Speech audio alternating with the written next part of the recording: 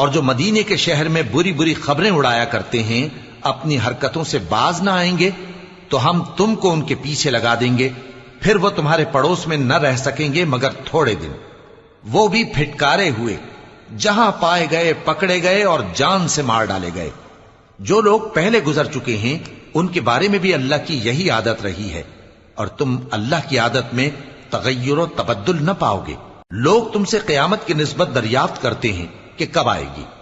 کہہ دو کہ اس کا علم اللہ ہی کو ہے، اور تمہیں کیا پتا، ہو سکتا ہے قیامت قریب ہی آ گئی ہو۔ بے شک اللہ نے کافروں پر لعنت کی ہے اور ان کے لیے جہنم کی آگ تیار کر رکھی ہے، اس میں وہ ہمیشہ ہمیشہ رہیں گے، نہ کسی کو دوست پائیں گے اور نہ مددگار۔